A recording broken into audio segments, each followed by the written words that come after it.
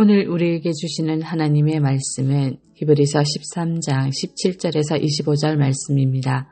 너희를 인도하는 자들에게 순종하고 복종하라. 그들은 너희 영혼을 위하여 경성하기를 자신들이 청산할 자인 것 같이 하느니라. 그들로 하여금 즐거움으로 이것을 하게 하고 근심으로 하게 하지 말라. 그렇지 않으면 너희에게 유익이 없느니라. 우리를 위하여 기도하라. 우리가 모든 일에 선하게 행하려 함으로 우리에게 선한 양심이 있는 줄을 확신하노니 내가 더 속히 너희에게 돌아가기를 위하여 너희가 기도하기를 더욱 원하노라. 양들의 큰 목자이신 우리 주 예수를 영원한 언약의 피로 죽은 자 가운데서 이끌어내신 평강의 하나님이 모든 선한 일에 너희를 온전하게 하사 자기 뜻을 행하게 하시고 그 앞에 즐거운 것을 예수 그리스도로 말미암아 우리 가운데서 이루시기를 원하노라. 영광이 그에게 세세 무궁토록 있을지어다. 아멘. 형제들아, 내가 너희를 권하노니 권면의 말을 용납하라. 내가 간단히 너희에게 썼느니라. 우리 형제 디모데가 놓인 것을 너희가 알라. 그가 속히 오면 내가 그와 함께 가서 너희를 보리라. 너희를 인도하는 자들과 및 모든 성도들에게 문안하라. 이달리아에서 온 자들로 너희에게 문안하느니라. 은혜가 너희 모든 사람에게 있을지어다. 아멘. 오늘도 주님과 동행하여 승리하는 복된 한 날 되시길 바랍니다. 우리는 사도신경을 통해 매주일 성도의 교제를 믿는다고 고백합니다. 성도의 교제를 믿는다는 것은 하나님이 우리를 개인이 아닌 공동체로 부르셨다고 인정하는 것, 더 나아가 성도가 함께 교제할 때 그리스도와 연합이 이루어지고 그 안에서 각종 은사와 능력을 부여받게 된다는 것을 믿음으로 고백하는 행위입니다. 이처럼 성도의 교제는 신앙생활에 있어 너무나도 중요한 요소인데 여러분, 어떻게 해야 성도가 진짜 연합하고 진짜 교제하는 것일까요? 히브리서 기자는 자신이 쓴 편지를 마무리하면서 이 사실을 우리에게 자세히 알려주고 있습니다. 첫 번째로 서로를 축복하고 서로를 위해 기도해야 합니다. 17절부터 21절 말씀을 보면 성도들을 향해 주께서 세운 직분자를 존중하고 그를 위하여 기도하는 것은 매우 아름다운 일이라고 가르칩니다. 17절 말씀입니다. 너희를 인도하는 자들에게 순종하고 복종하라. 그들은 너희 영혼을 위하여 경성하기를 자신들이 청산할 자인 것 같이 하느니라. 그들로 하여금 즐거움으로 이것을 하게 하고 근심으로 하게 하지 말라. 그렇지 않으면 너희에게 유익이 없느니라. 교회를 이끌고 성도를 섬기는 영적 지도자들도 사실은 연약하고 부족함이 많은 인간입니다. 교회 지도자들도 약점을 지닌 존재들이죠. 하지만 그럼에도 성도가 그들을 어떻게 대하느냐, 그들을 어떻게 축복하고 그들을 위하여 어떻게 기도하느냐에 따라 지도자의 역량과 에너지가 달라집니다.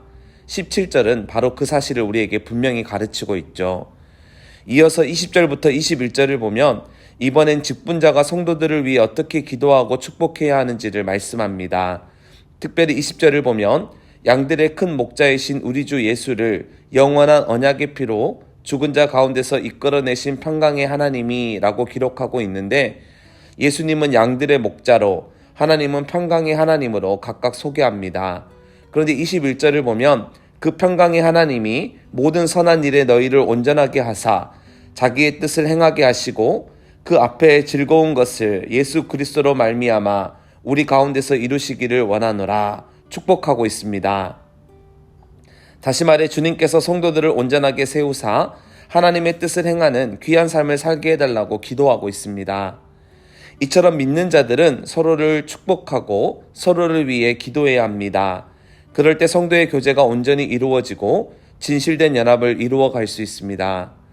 따라서 온 마음을 다해 존귀하신 주님의 이름으로 서로를 축복하고 서로의 삶을 응원하는 서문가족 되기를 축원합니다. 두 번째로 서로 권면해야 합니다. 22절 말씀입니다. 형제들아, 내가 너희를 권하노니 권면의 말을 용납하라.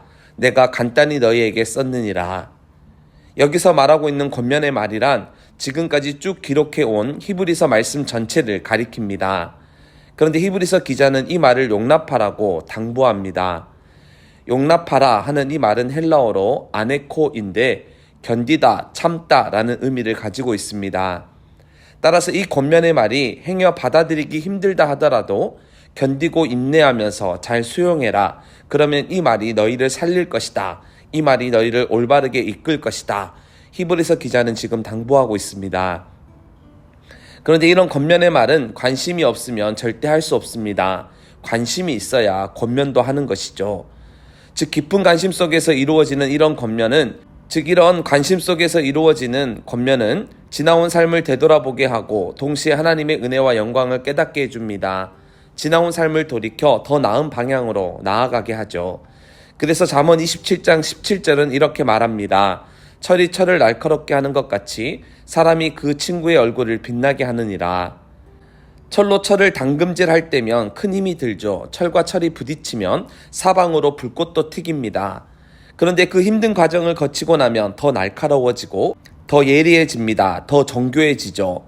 마찬가지로 단순한 비난이나 지적이 아닌 사랑과 관심을 담은 권면은 서로의 얼굴을 더욱 빛나게 합니다. 가끔은 아프기도 하고 속상할 때도 생기겠지만 그래도 그 권면을 잘 수용하고 그 권면을 잘 용납하면 더 바른 길로 나아가게 되고 더욱 성숙해지게 됩니다. 더 나아가 서로가 겸손하게 그 권면을 잘 받아들이게 되면 더욱 건강한 관계가 되고 더욱 돈독한 사이가 됩니다. 그뿐 아니라 깊은 관심 속에서 이루어지는 권면은 성도 간의 진실하고 온전한 연합을 이루게 해줍니다. 그래서 하나님의 이름이 드러나고 하나님께 영광을 돌리는 공동체가 되게 하죠. 그러니 이 사실을 기억하여 따뜻한 관심과 사랑을 가지고 서로를 권면할 뿐만 아니라 그 권면을 잘 용납하는, 잘 마음에 새기는 우리 공동체가 되기를 소망합니다. 세 번째로 서로를 무난해야 합니다. 오늘 본문을 보면 무난하라 하는 권면이 반복됩니다. 24절인데요. 너희를 인도하는 자들과 및 모든 성도들에게 무난하라. 이달리아에서 온 자들도 너희에게 무난하느니라. 근데 여기서 무난이라는 말은 헬라어로 아스파조마이인데 이 말은 두 명의 친한 친구가 인사할 때에 서로 안아주고 포옹하는 행위를 가리킵니다. 그런데 이런 행위는 단순한 인사를 넘어 존경과 사랑, 신뢰를 보여주는 인사입니다. 우리는 서로 인사할 때 악수를 자주 합니다. 그런데 악수는 내 손에 무기가 없다는 것을 보여주는 데서 시작한 인사입니다. 내 손엔 무기가 없고 나는 너를 해칠 생각이 없다라는 것을 확실히 보여주기 위해 악수가 생겨났습니다. 이렇듯 인사는 특별한 의미를 담고 있는데 서로 안아주는 포옹은 내 마음과 네 마음이 일치한다라는 의미를 담고 있는 인사로서 깊은 유대감을 형성하고 동시에 서로를 향한 사랑과 지지, 존경과 신뢰를 표현하는 인사입니다.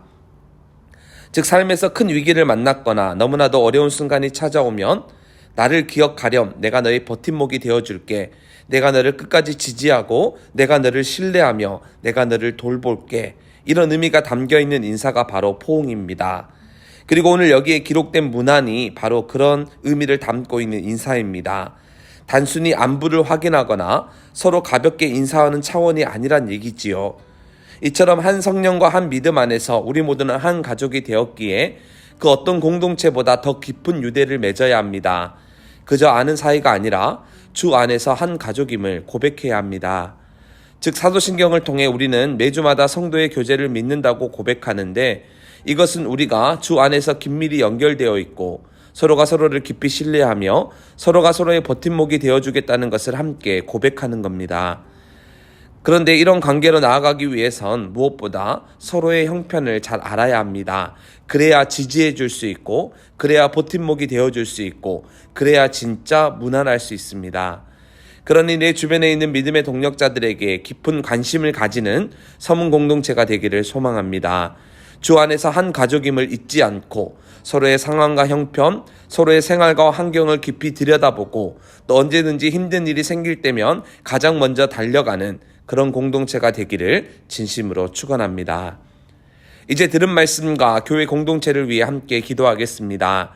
첫 번째로 기도할 때 서로를 축복하고 서로를 권면하며 서로를 문안하는 믿음의 공동체가 되게 해달라고 함께 기도합시다. 두 번째로 현재 진행 중인 초등부 겨울학교와 토요일에 있을 유년부 성경학교에 큰 은혜를 주사 자라나는 다음 세대가 주님을 더 깊이 만나는 시간이 되게 해달라고 함께 기도합시다.